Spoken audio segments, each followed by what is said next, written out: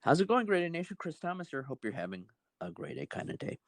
And on this installment of Great Nation, I have the privilege of speaking with Doug Stebleton.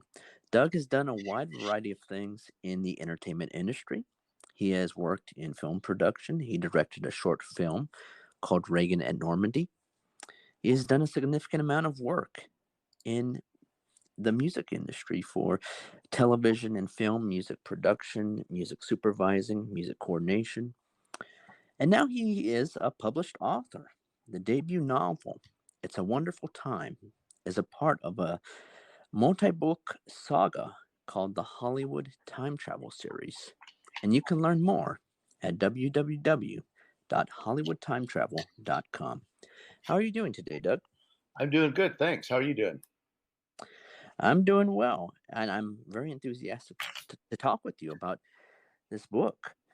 Now, the main character of It's a Wonderful Time is a 25-year-old time traveler named Evan West that crashes into a telephone pole that triggers some sort of temporal vortex that takes him back to 1946 while the film It's a Wonderful Life is being made.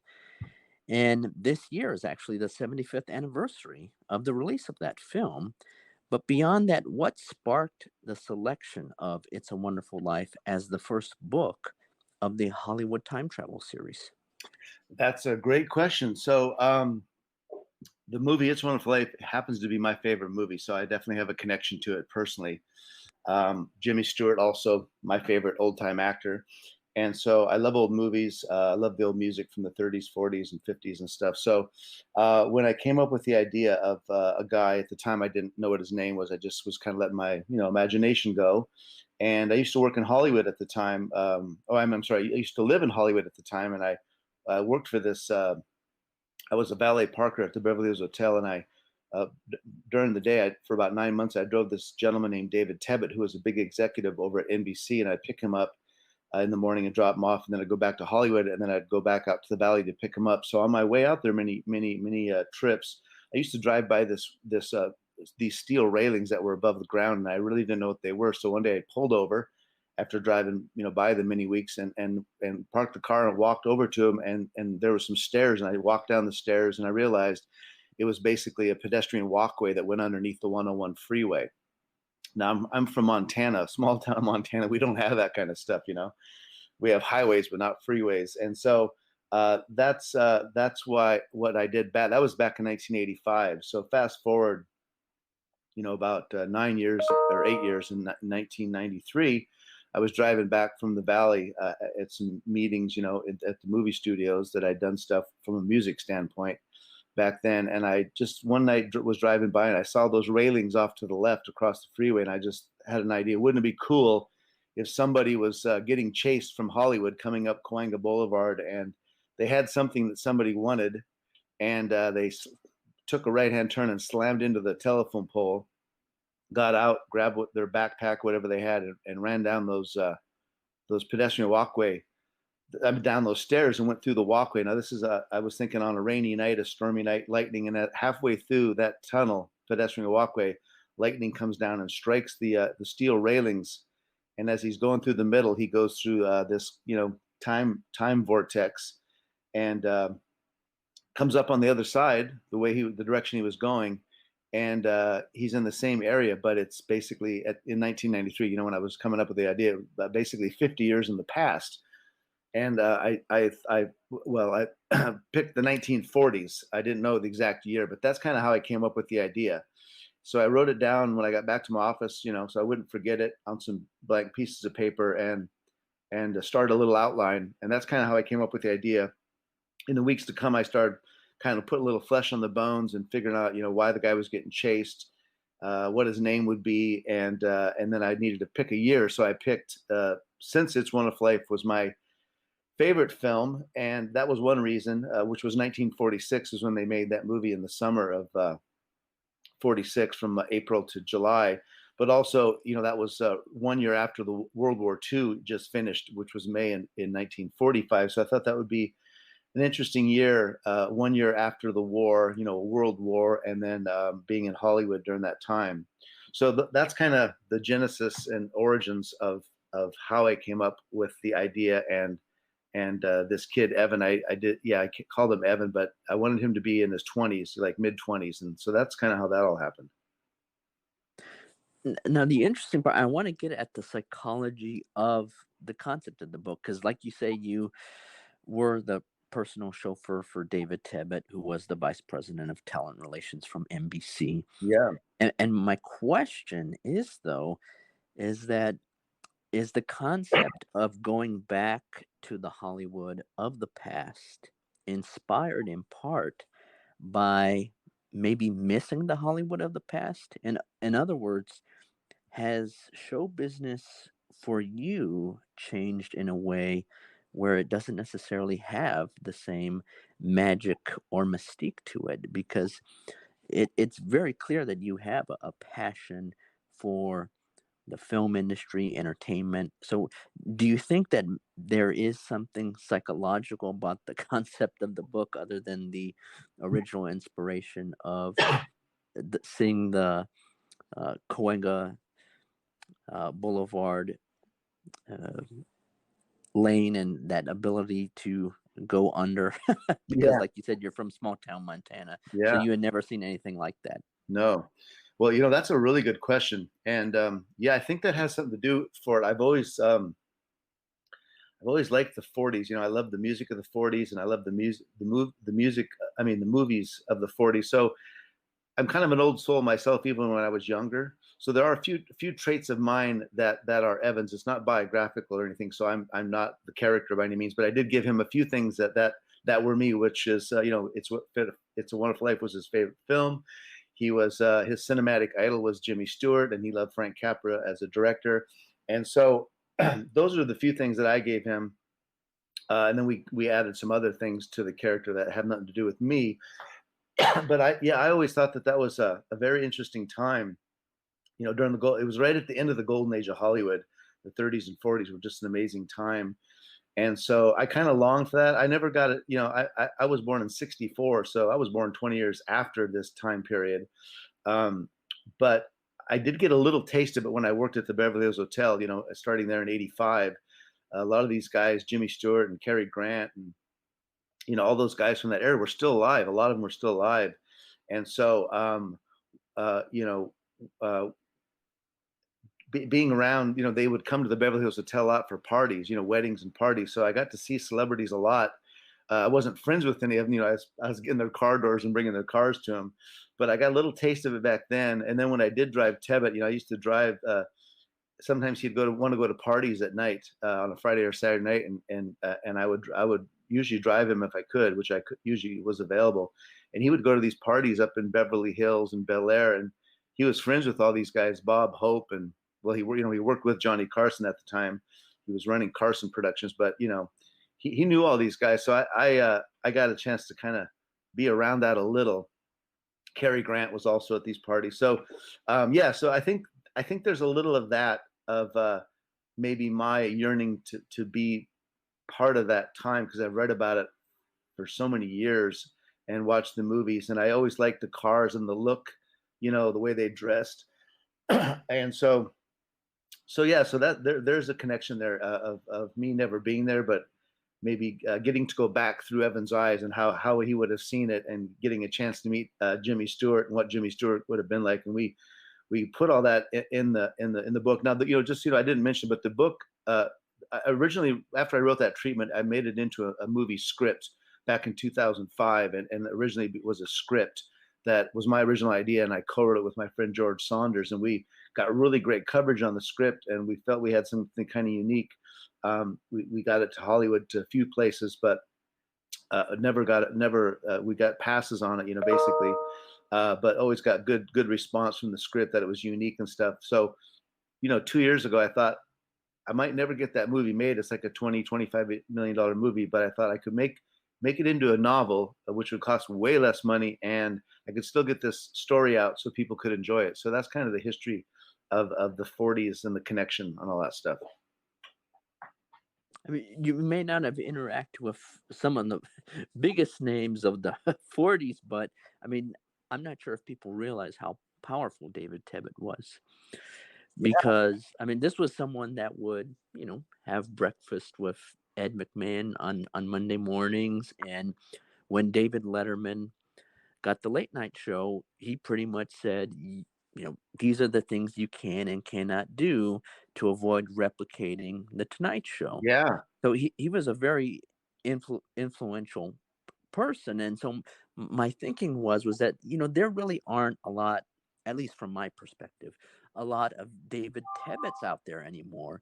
And so I was just curious as to whether or not that interaction and that experience of engaging with someone that was so powerful, and so influential, and not having a person of that type anymore, or as prominent anymore, maybe shaped how you approach the book.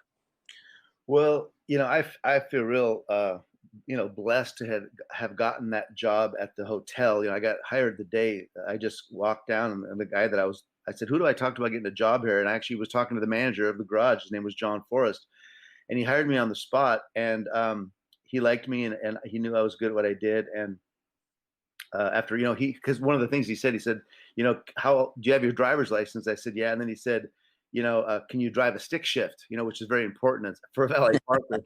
Yeah. And I told him, I said, well, I'm from Montana, born and raised in Montana. And I said, my friends, the Pattisons, were farmers and ranchers. I said, so I grew up since sixth grade out there at their farm, driving tractors and combines and trucks. So I said, yeah, I can pretty much drive any car you have here. And, they had Lamborghinis and Ferraris and everything. So I think he liked my spunk, and he hired me on the spot.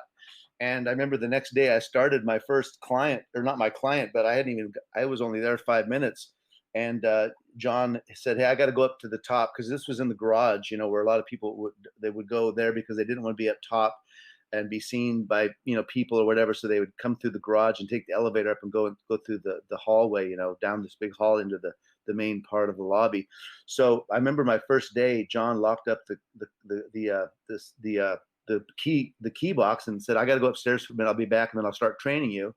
And now remember, this is 1985, right? So I'm in there looking in this little, it's like, gosh, it's like 5 by 5, very small little office. And I'm kind of looking in the back, and then I turn around, and standing in front of me is Tom Selleck, who at the time was on a TV show called Magnum PI. And it was the biggest TV show at the time. And it was him and his wife, and he needed his car. He needed the keys for his car. And I said, oh, hi, can I help you? He goes, yeah, I need the keys for my Porsche. And I said, I just started like 5 minutes ago. I said, I don't really know what to do. I said, hold on, let me get my boss. So I ran up to the top, and I said, out of breath, John, Tom Selleck's down there. I said, he needs his car. I don't know what to do. And he says, I'll take care of it. So he said, you say hi to some of the guys up here, introduce yourself, and I'll go take care of it. So as I was walking down the driveway to go back to the garage, Tom Selleck is driving up in his Porsche, and he gives me a thumbs up, because he knew the effort I ran up there. So that's kind of was my first day. I'm from Montana. We don't have any celebrities in my little town. So I went from that to seeing Tom Selleck. And then not long after that, John said, hey, Mr. Tebet, who actually lived in the hotel. He literally, this is a hotel that's very expensive just to stay there one night. So he actually lived in the hotel. And the guy that was working for him was going to go off to college. He was another valet parker. So John asked me if I wanted to do it. And I said, what exactly did I do? He said, well, you just come in the morning, Monday through Friday, and you drop your car off here, and he's got 3 different cars. He's got a Cadillac, 1980 brand new Cadillac. He's got a little Peugeot and a little Mercedes 2-door Benz. And he says, you just drive him to work. He only works half a day, and then you pick him up and bring him back. And he says, you get $500 a week. And I'm thinking, wow. And I was 20 years old at the time. That was a lot of money back in 1985, $2,000 a month. Yeah. So when I was driving Mr. Tebet, I didn't know. I knew that he worked at Carson Productions, because he said he brought Johnny Carson. His big claim to fame is he brought Johnny Carson to the Carson show back in like 62. So he was really nice to me, and I'd pick him up and we'd talk, and he knew that I was a guitar player and musician. He asked about what my interests were. And I told him. So I remember he loved jazz music. So he'd always say, turn on the jazz station. So I'd turn on the jazz station, and we'd be listening to music, because we both loved that music. And he would say, "Hey, oh, this guy you'd really like him. This is Wes Montgomery. He plays octaves. You know, you're a guitar player. You should know about that." So he was very wise, very had a lot of wisdom about music. I don't know if he was a musician himself. I don't remember if he ever brought that up. But yeah, he was like 72 years old, so he was quite older than me at the time. But then he was meeting with Ed McMahon. You know, I've always been on top of pop culture and movies and TV shows, so I knew the people that he was dealing with because I kept up on all that stuff. So and then, like I said, I'd bring him to the parties, and yeah, he would tell me stuff, and I would ask him certain questions. I wish at the time, I wasn't focused on production of TV or movies. I was really focused on being a musician and a songwriter. So I should have, if I would have, boy, I could have literally probably got an internship working at Carson Productions, and I could have had another career that I wouldn't even have thought of, but it just wasn't meant to be. I'm happy the way things turned out, but yeah, I was literally working with a very powerful guy in Hollywood. He was friends with Sinatra. I mean, he knew everybody because he was the talent guy. He made all these big deals with Sinatra and James Garner and George Burns. I mean, wow, just the people of yesteryear. Tebbett knew all these guys. Yeah, to me, when show business was show business. Yeah, it really was. So I got a good little taste of that, and I only worked for 9 months, and but I was at the hotel for three years, so I saw him a lot. And also Mark Goodman. Mark Goodman lived at the Oh, motel. wow. Yeah, so Goodman Todman Productions. He did all those Yeah. TV shows, and Mr. Goodman was a really nice guy. He had two Rolls Royces down in the garage, and the one license plate said MG LA, and the other one said MG NY for New York because he traveled back and forth. And he lived in the hotel also. So two bigwigs, TV executives living there. And I can imagine what they're paying, every year to live there. It's crazy. But I remember Tebbett, he always had, before we go to work, we'd go to this place called Chez Nous. It was a French restaurant, and they had great croissants. And before we go, I'd take him to the office. We'd stop there. He didn't have me sit in the car. He'd have me come in, and we'd sit up at the bar at a table, and he'd say, order whatever you want. So they had really great fresh squeezed orange juice and croissants. And when he paid for it, he would just pull out a wad of crispy $100 bills, and he'd just peel one off, and he'd pay for it. Money was not a problem for him because I'm sure he was making so much money running Carson Productions, and having that connection with NBC. So fun times for a young guy, Oh, definitely. Now, It's a Wonderful Time was, as you mentioned, developed as a feature-length script, and you had shopped the idea for the film, and like you had touched on, despite it being very well received by people who looked at it, everyone passed on it. Yeah. And if I understand correctly, this was around 2008, 2009 when you were shopping it around. Yeah. And what do you think it was about that particular time that might have helped explain why people passed on the film? And how did the experience shape your thinking about the filmmaking process? That's a good question also. Yeah, 2005 is when I co-wrote the script with George. And, at the time I was just starting to produce movies, mainly starting with the documentary movie around that time, a film called Mother Normandy. But I worked on very big movies, Blood Diamond and different things with the studios for many years, but always from the music standpoint, mainly getting songs in the movies, as the publisher, owning the songs and licensing them to them, but always worked with producers and directors of the movies and also music supervisors, and also did some movies as a music supervisor myself. But producing movies, that's a whole nother ballgame. And so when I got the script done, I was thinking, man, this is way too much for me to handle on my own for a feature film. So there's a guy named Doug Claiborne who I know who'd done worked with Francis Ford Coppola. His first movie was actually working with Coppola was Apocalypse Now, back in 70, when they do that, 78 or 79.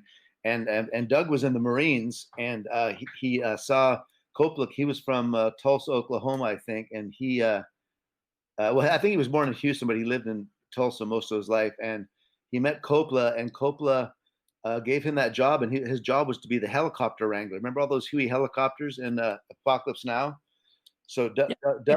Doug's job on his first movie was Apocalypse Now, and he was the helicopter wrangler, and then he went on to do a bunch more movies with Coppola, and then did Mask of Zorro with Spielberg. So that's the guy that I knew, and I was friends. And I said, "Hey, Doug, I got this script." I said, "I think there's something special about it, but I'd like I want someone's other opinion, and I'm looking for a co-producer, who's a veteran and can kind of mentor me." And so he said, "Yeah, send it over."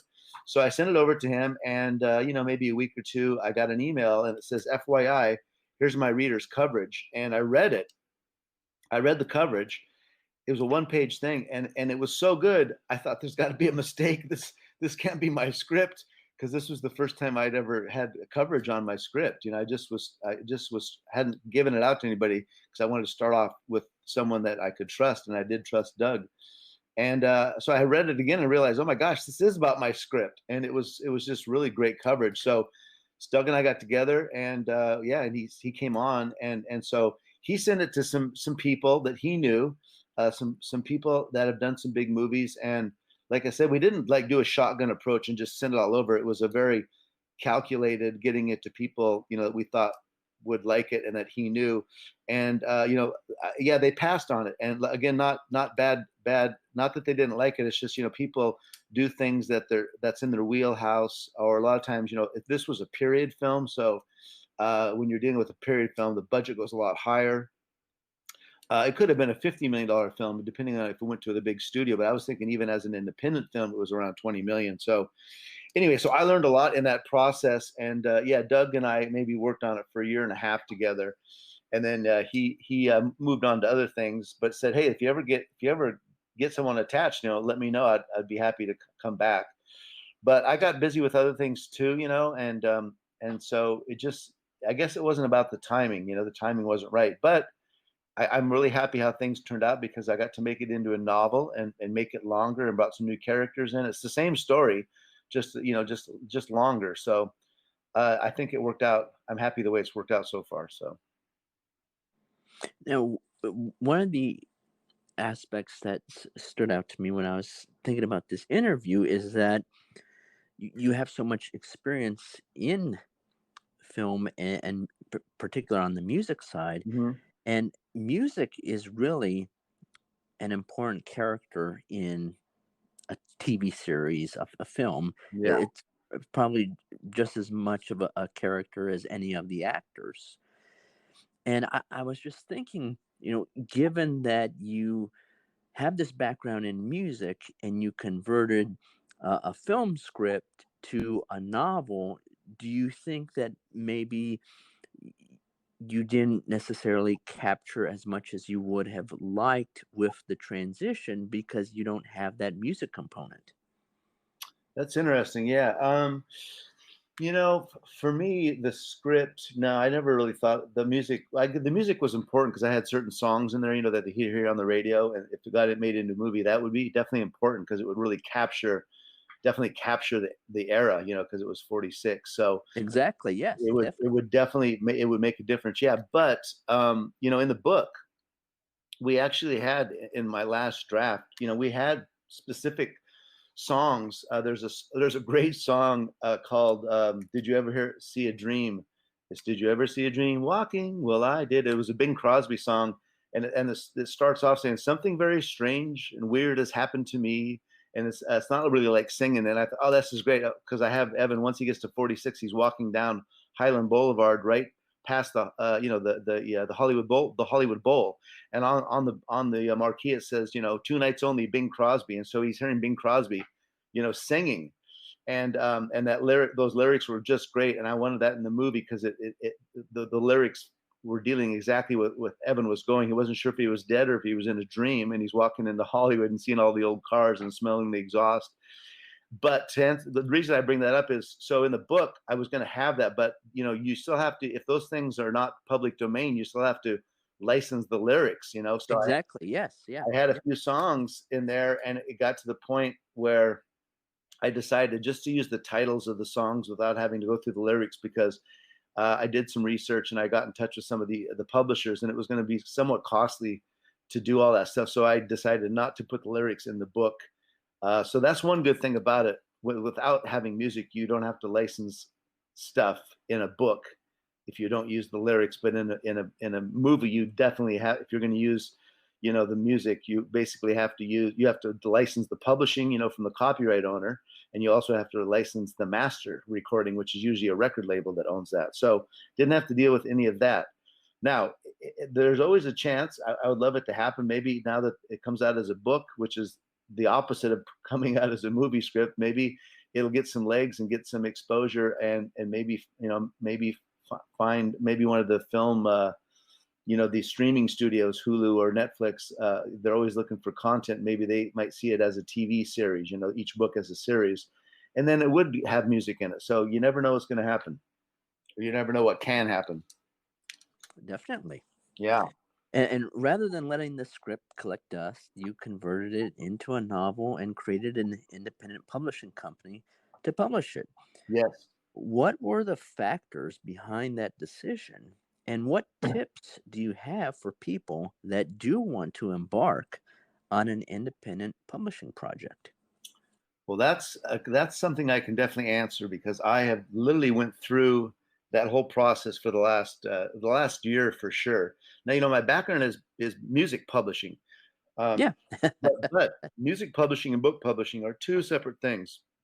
Different animals. Yeah, Yeah. different Now, animals. been a music publisher and knowing the entertainment industry and the ins and outs, definitely has helped me as I learned about book publishing. But the process is, well, just to give you an idea, if the movie was made, I mean, I guess the movie could be made for $5 or $6 million, but it wouldn't be as good. It would be more cheaply, and you couldn't get the actors you wanted and stuff. So $20 million is 20 or 25 is where I always thought it would be as an independent, but that's still a lot of money. Let's just say it's $20 million. So I did the research and I found out, wow, if I make this into a book, it's definitely going to be a lot of my time. There's going to be marketing involved and stuff, but I figured out I could probably do it for about $10,000 to $15,000 to put the book out, to get it, to spend the time writing it, and then after you write it, you have to hire a copy editor. The copy editor that I hired was my book, for a novel like this, historical novel, it's the word count is about 80 to 90,000 words. If you can get it in that realm, that's kind of the length. Okay. So luckily mine came out, when I say mine, I have a co-author, Reinhard Danke, who's an amazing screenwriter, and that's how I know him. So we co-wrote it together, but we came in at about 85,500 words, right in the middle, not planning on it, but just that's how it came out. So for me to have a copy editor go through it and deal with all the grammar and take, let's say a paragraph that has 10 sentences in it, she'll take it. In this case, it was a girl. Her name was Andrea Van Ryck, and she did a great job. But she takes that 10 sentence paragraph and she makes it down into 7 sentences, saying the same exact thing, but streamlined and better and professional. And so anyway, so her rate was 1 penny per word. So her bill, my bill to her was $850, right? 85,000 words, penny a word, $850. So there's an expense right there. Then I had to send it to a proofreader to proofread what she did, and so it took the copy editor 3 weeks to do. The proofreader took 1 week to do, and she charged 0.08 cents a word, just under a penny. So she was, I think her was like $600, $600. I can't remember exactly. So all of a sudden, and then I realized, man, I don't want to. Since this is new to me, I always try to surround myself with people that are, more talented and that have more wisdom and experience than me, because you get a great, product or project from, surrounding yourself with those kind of people. And I've done that in the music business and also in the movie business. So I was calling my friend Jeff, because here's what my best advice to anybody that's getting into this and they're not sure how to do everything is just, find out who in your family or a friend and say, hey, I'm writing a book. Do you know anybody that's put out a book before? And a copy editor, a book coach, start asking people. And that's how you start getting people in your corner, in your inner circle, that will help you come up with a great project. So I knew that I was going to do an audiobook also with this book. So I called up my friend Jeff Levin. This was back in maybe March. And Jeff and I have done a lot of movies together. He's a music, composer and songwriter. He's composed over, I think, 100 movies, and he's got a studio. And I said, hey, Jeff, I got this book coming out, and I want to do an audiobook. Could I hire your studio to do the audiobook when I'm ready to do it? Have you done that? He goes, well, I haven't done any audiobooks. He said, but I probably could do that. And he said, but you know what? He says, your timing's great. He said, I just got off the phone with my friend John, I think his name was Navarro, who's a jazz artist. He said he just came out with a self-help book. And he was telling me that he found a company over in Virginia on the East Coast that did his audiobook, and he was so happy with the outcome. I said, oh, wow. I said, can you give me that guy's number? Can you call John and see if he'll let me, pick his brain? And he said, great. So he called him and called me back and said, yeah, John said, give him a call. So I called John and I said, hey, tell me about this guy.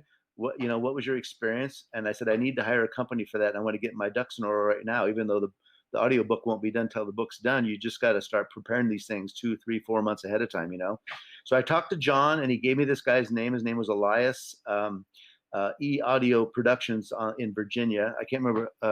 Elias has a last name that I really can't pronounce, but Elias, Audio Productions, if anybody's interested, is their website. But I talked to him about that, and then he mentioned his book coach, and I said, whoa, wait a second, book coach. I said, you have a book coach? I said, I need to get a book coach. Who do you have? And he mentioned a lady named Martha Bulin, and I got her number, or I got her email address, and I sent her an email, told her what my book was about. She got back to me and she said, Doug, I love your concept. I have so many people contacting me, but I really would like to work with you on your project. So through that one phone call to Jeff, I ended up talking to his friend John, who gave me my audio production producer company and Martha as my book coach. So again, book coach, I think her rate is $150 an hour.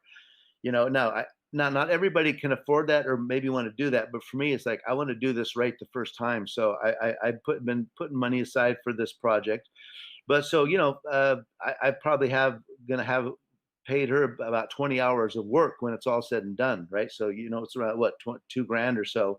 So it starts getting and I knew the budget was going to be 10 to 15 grand. So 850 there, 2,000 there, 600. It starts adding up. And so these are some of the things that I've learned, and I would really hate to do all this stuff by myself. So my advice to anybody who's doing it is, reach out to people that have done this before and get references, recommendations, and work with people that have already been down this road and they can teach you. Because I've learned so much in this last year of writing this book, and then also getting it ready to put on Amazon and Ingram Spark and Barnes and Noble, and getting the audiobook ready.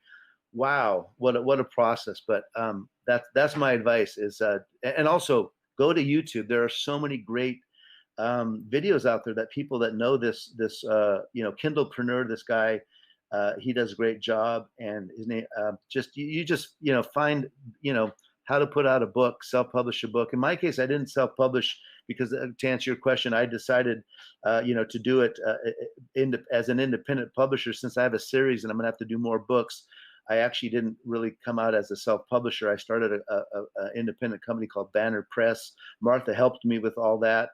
And I have a whole publishing team, on this book. Like I said, I just mentioned them to you. My book coach, she's a book coach / marketing consultant. So she's given me all my bullet points and things that I need to do.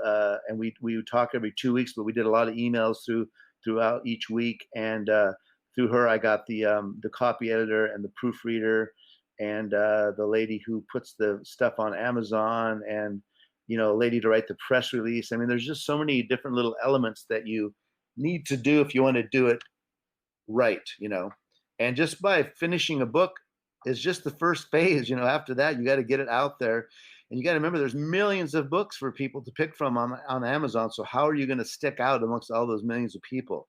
So then you got to start doing, ads on Amazon ads, which I haven't even started doing yet. I've been reading about that to learn about it. But I have been doing discounts, on these different, there's different newsletters and things where you can bring down your ebook from $2.99 to 99 cents for like a couple days, and you get a big spike, in your sales because people want a deal. And so there's a lot of marketing involved after you write the book, and it doesn't just last for a month or two. It's gonna, I'm gonna be doing this on this book for the next year and years to come, unless I decide to get out. But I'm not planning on doing that. So it's a lot, and I've learned a lot, and so hopefully that answers some of your questions. But yeah, YouTube is a great asset. Free information from people that are successful. They're doing it. You just watch. You just type in what you're interested in learning about. How do I do Amazon ads? How do I get into BookBub? What is BookBub good or bad? How do you recommendations for copy editors? Just there's tons of that stuff on YouTube. That's a great asset. And then also just getting on the phone and calling your friends and getting referrals from people that actually know the people. So I hope that helps. Definitely. And for the folks that are still of the traditional mindset and prefer an actual paperback, hard based copy, on Amazon, the book, It's a Wonderful Time, is available for less than $20. So it's a perfect stocking stuffer, and it There you has go. a nice tie in for the holidays. Yeah, thanks for mentioning that. Yeah, I think it's 17.99 as a paperback, and it's a nice, good sized book. And then yeah, people don't like would want to go a cheaper route, or they like to read off Kindles or all that stuff. Yeah, 2.99 is the usual price, for Kindle and your cell phones, however you read, a PDF, whatever. And that's a fast way because you can just download it. With Amazon, you have to order it and wait a few days, but whatever works, for anybody, it's available. And but yeah, thank you for mentioning that. And like you said, I mean, as the Hollywood time travel series progresses, it's, each volume in the saga is going to come out from Banner Press. But I was Yeah. curious if this whole experience in book publishing has sparked an entrepreneurial spirit and made you open to having Banner Press be a publisher for maybe a variety of different works from other people doing historical fiction. I think that is definitely possible. I'm open to that. Definitely, I'll be putting out, you know, the books for this series. But I did have an idea, and I've been an entrepreneur for since 1999. Not my whole life. My first all through the decade of my 20s. I like most people, I was working just regular jobs. Like I said, valet parker, and I was a doorman for a couple of years, and then I ended up getting in the music business, working for a lady, publishing, the lady who taught me music publishing. So I spent a good 10, 11 years, working for other people. But during that time is when you get all your knowledge and your experience and your contacts. And then if you do decide to take that leap of faith of, not getting that security check, every 2 weeks of a check, which is nice to know you're going to get paid, to take that leap of faith of being an entrepreneur and doing it on your own and not having that steady income. It's a tough decision, but I'm glad I made it when I was, I think I started when I was about 33. But to answer your question, I was thinking of, since this company basically started as a result of my movie script, making it into a novel. I was thinking, maybe I got a good little format here that I could, maybe there's other people in the same situation with me where they have a script, and it can't be a crappy script. It's got to be a good script, but just for whatever reason, never got made, and maybe open to taking that movie script and making it into a book. Now, it doesn't have to be a novel, but it certainly could be a novel. There's different, there's novellas and different stuff. So that is a possibility, because boy, there's a lot of movie scripts out there that'll never get made, unfortunately, into a movie, but they're really good. So this is a cheaper way to go about doing it, and I'm learning that it's definitely doable. So yeah, and so to answer your question, yeah, I that could happen. We'll have to see how the series goes, and maybe I get some people knocking on my door, and maybe that's a possibility of publishing other people's books. You bet. Now, I know you're a music person, so you don't need the explanation, but for the folks who aren't Yeah, familiar, you bet. for the folks that aren't familiar, Peter Gabriel was once the lead singer of the band Genesis, and Genesis is one of the most successful rock bands in in history in terms of albums sold. Yeah. Peter's a legendary recording artist, and when he was describing the dynamic of a band, he once said words to the effect of the following.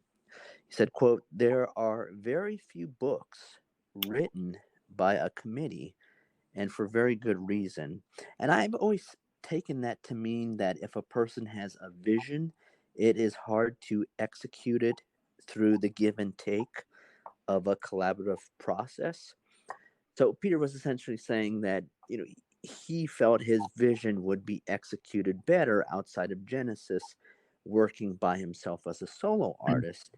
Yeah. And so I was just curious, can you describe the process of collaborating with your co-author Reinhard Danke for this project? And do you feel like you were able to stay true to your vision despite it being a collaborative process?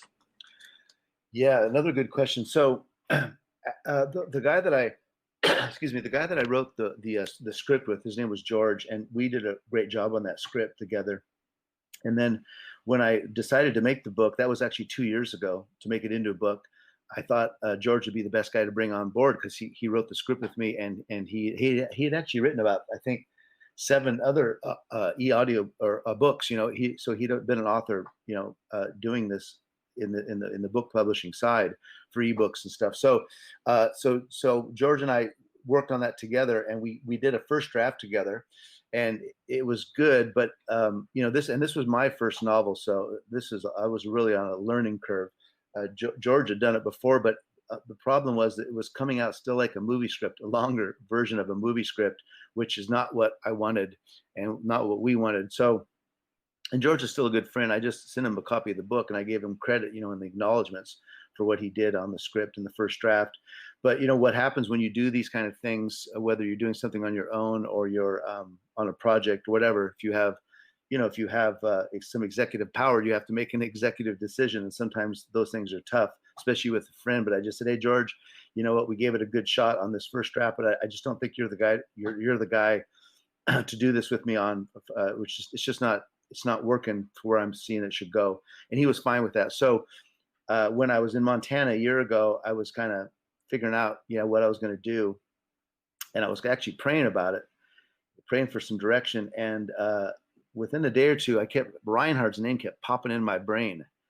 And I thought, oh, you know what, Reinhard, yeah. So I met Reinhard about 3 years ago. We haven't known each other long. We have a mutual friend, Michael Cummings, who is also just coming out with a new book, but he's a producer and an actor. And he said, hey, you guys should get together. I think you guys have a lot in common. You're both World War II history buffs.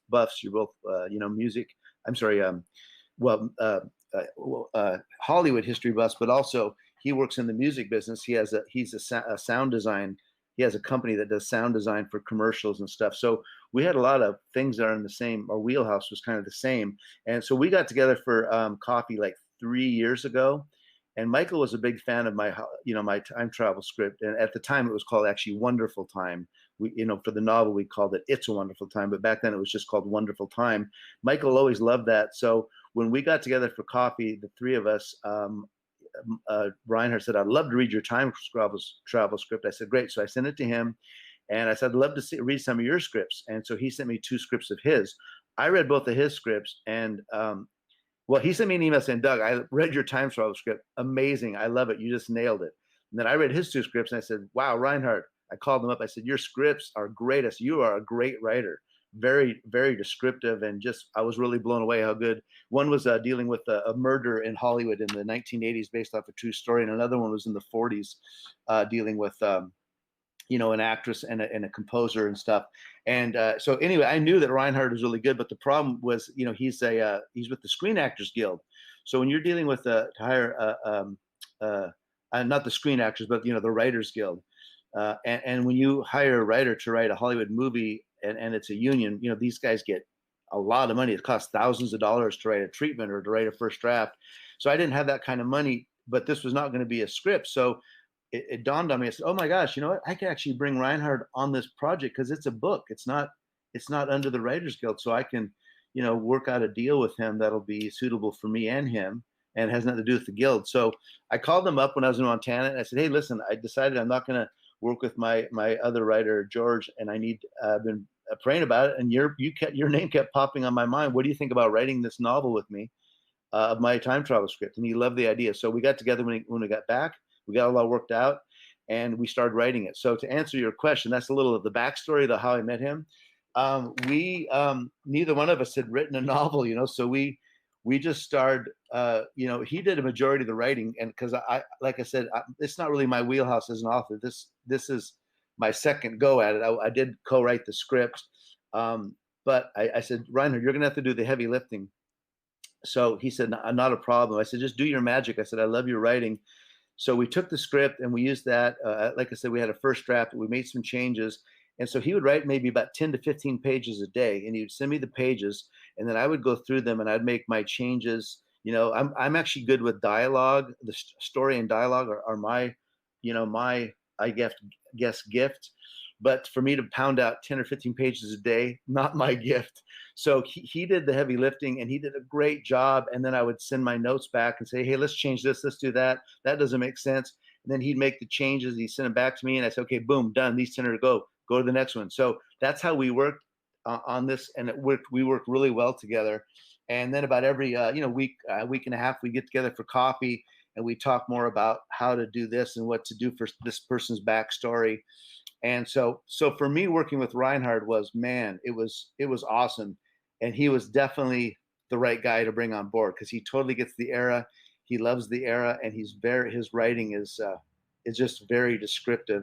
If I haven't sent it to you, I'll definitely send you an ebook of the book, and you can see. But we said we really wanted to let the reader, feel what it was like to be in 1946. What was the food like? There's a scene where Evans, eating a hamburger when he first gets into Hollywood at a little burger joint, Frank's Burgers, and he's eating a hamburger, and he can't believe how good the hamburger tastes, the meat, and he's drinking a Coke, and he can't believe how good the Coke tastes. There's like real sugar in the Coke. Also, he smells all the pollution. So we wanted to be really descriptive of what it was like to be there in 1946, and Reinhard had done a great job with that. So I had a great experience with him. Well, that's good because sometimes collaborative efforts really just don't pan out. And you talked about it in terms of the original script, and maybe it really didn't click in the way you would have liked, and so you had to work with someone else.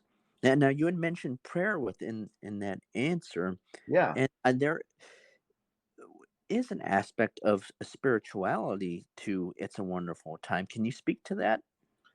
Yeah, sure. Well, in the script, the Wonderful Time script, when George and I wrote it, there was never any prayer, religion, or mentions of Jesus or anything like that. It was always just about a good fun time travel romp, back to 1940s Hollywood, or 46 in this case. But when Reinhard and I got together, we decided we are both actually Christians. This was never a Christian project, but we are both very familiar and well versed in the Bible. I've been a Christian since '86, and I think he's been maybe even longer. I don't know. So, but we decided, what, in the book, maybe we should tap into a few of those things, because the original movie, It's a Wonderful Life, they not a Christian movie either, but and I wouldn't say even a faith-based movie, but a family type movie, right? And shows the real aspects of what people went through. So the movie starts out with God in heaven talking, saying, hey, there's a lot of people praying for this guy George Bailey. We need an angel over here. And they, Clarence Oddbody, the angel, and that whole little scene up in heaven is just so funny. And they send down this incompetent angel. But so there's aspects right from the start of the movie. And then Jimmy Stewart also, this guy is dealing with a lot of stuff, because he's lost the $8,000, or his Uncle Billy lost $8,000, which is a lot of money back then, and he's dealing with despair and disappointment. He's never left his town, and so he's just really at that scene at the bar where he's kind of praying, dear God in heaven, if you're here, if you listen to me, please, I need your help. He's just really desperate, and this is right before he's going to go, jump off a bridge and commit suicide. And so we thought, there's definitely aspects, and the family's praying for, pray for Daddy, go up in your room and pray for Daddy. He needs our help. So we thought, let's put a few elements of that in the book without, hitting anybody over the head with religion or anything. But we did find a few spots in regards to, with Evan, we definitely said, well, listen, we'll make Evan, a believer in God. He's smart enough to know that, there's there's some intelligent design here. Buildings don't build themselves, and paintings don't paint themselves. So he knows that he believes in God. And he does pray, but he's not sure about all that stuff, But Coop, who's the other guy, we made him actually more in touch with his faith, and born in 1870, and then grew up in Harlem, and in the late 1890s and 80s and 90s, a black guy, so going to Baptist church, spending a lot of time in the library reading books. So his faith again comes into play a little more with Coop, and there's a few times where there's a scripture mentioned, but it's very subtle. There's a scene where Evan is his first day, and he's coming back from the Encino Ranch, RKO Encino Ranch, back to the Paramount lot, and he's talking to this old guy Henry, who's taken him under his wing, and he's starting to finally realize that maybe this isn't a dream. Maybe I really am in 1946. And there's a scripture that I had come up with the idea of putting where Henry says, and he's thinking, he wants to direct a movie by the time he's 27. Like Hitchcock and Capra and all these guys, the guys that he likes, and he's thinking, well, maybe there's a purpose for me to be here. He doesn't know exactly what it is, but so Henry says there's a scripture in Jeremiah where it says, I know the plans I have for you, and I have plans of a great future for you and stuff. And so he mentions that, and Evan says, oh, he says, what is that? And he says, oh, Jeremiah. I'm not sure, I can't remember what chapter, but from Jeremiah. So we put some subtle stuff there, like in that, but that's about it. But there is some elements of spirituality and faith, but not hammering anybody over the head. You know what I'm saying? Oh, and I think it's done very carefully and tastefully. Very carefully. Yeah. Carefully and tastefully. Now, the book has a lot of interesting future avenues. You touched on maybe the entire series being a potential show on Hulu or Netflix. You talked about the audiobook. I mean, one of the things that I was thinking about is maybe an audio play like old time radio with professional actors. I'm just curious, what do you think is in the future for this series? Am I going to see an Evan West action figure, maybe? I don't know about that. Well, that's a good question. Again, I don't know. I was asked that in another interview, and I just said, when he was talking about, the Hulu and Netflix, he said, what if they, came knocking at your door? And I said, wow, that would be awesome. I said, it's possible, because I'm here in Hollywood and I have connections to people and attorneys that know those people. And I said, I think that could be good. I said, but I don't want to get ahead of myself. I said, just the first book just came out. We're starting the second book in a couple of months. So I said, I'd love to get maybe 2 or 3 books done, kind of get the concept going, and kind of, so I'm not so behind the 8 ball if that were to happen. So, but I'm certainly not going to say no if that happens. So I'm certainly open to it. But I think that's a really interesting idea that you had. There is going to be an audiobook, and I did have I hired a girl to do all the female parts. Her name is Susie Mayers Jackson, and she's just awesome. And so she's really going to come make those females come to life. And I got a couple other voice actors to do a couple other of the other, of the other characters. So there will be that a little in the audio book, but I see what you're saying is a old time radio show like they used to do. That would be awesome, and that certainly is possible if the series, gets a fan base and takes off. Yeah, that certainly could be done. Why not? That wouldn't be too expensive to set that up in a studio and just get the right actors and little car horns and all that stuff that they use for the Foley kind of stuff. That'd be kind of fun. So, and again, I'm open to whatever. I really don't know what's going to happen, but I just know that, we in general, you just don't want to talk about stuff. I've always been a doer. I'm a proactive guy. So I find out when I've found when I actually do a project and I get something going, things start happening. Not everything I've done has been successful. Everybody has great ideas and things, and sometimes they just don't happen at the time, or they maybe never will happen. But I'll give you a quick example. John Voight, who's the actor, I've known John for about, I don't know, 12 years, and I've gotten to be friends with him a lot better in the last 5 years. I took him to Montana when he was needing to do some research on playing a modern day cattle rancher. And since I'm from Montana, I I said I can help you out with that. So I set up a trip for him and the director to come back to Montana. We spent 5 days there, and he met some real live, real ranchers to learn how they talk and see how they work and that stuff. And so he and I really connected on that trip. And I recently had lunch with him, and he knows about my book, the It's a Wonderful Time book, and he thought that was really cool. And then I told him about the script, and he called me about 3 days later, and he said, "Hey, Doug, can you send me that script?" And I said, "Sure." So I sent him the script, and he called me about a week later, and he says, "Doug, I love your script." He says, "This is such a good script. It has such great things that our world is lacking. Morals and how important family is and stuff like that."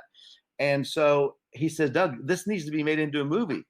And so I'm thinking, wow, this is surreal. I got one of the biggest movie Hollywood stars reading a script that I've kind of moved on from because I'm making it into a book and a series, and he reads it and he loves it. So you just never know what's going to happen, right? So that's why I say, yeah, I never know. I wouldn't say no to Hulu or Netflix or Apple. Right now, it's all about exposure, right? Getting the book out and getting it to people and people talking about it. But you just never know. This is an idea, they came up with, I came up, well, 1985, I told the pedestrian walkway, uh, you know, um, learning about that. And then 93 is when I came up with the story. But, 28 years later, and now there's interest from a big movie star. So you just never know what's going to happen. So my point is just be proactive, get stuff done, do it. If it doesn't happen, it might not be the timing and might never happen. But I think you just got to try and do stuff and make things happen and bring people on board. And if you're passionate about it, passion is infectious. If someone 50% of success is just someone latching onto your passion. You know what I'm saying? The other 50% is getting the money and all that stuff. But you'd be amazed at how many people can cling on to connect with someone's passion about a project. So hopefully that answers your question. Oh yeah. And Great A Nation, I think that's the lesson in all of this. Believing in yourself, Yeah. being flexible, perseverance, it'll take you far. Yes, Because perseverance, very important. I agree. Tenacity and perseverance. Those are two things that I was blessed with, and they are very important, especially in this business. But in anything you do, persistence is very important. exactly. And Doug's book, It's a Wonderful Time.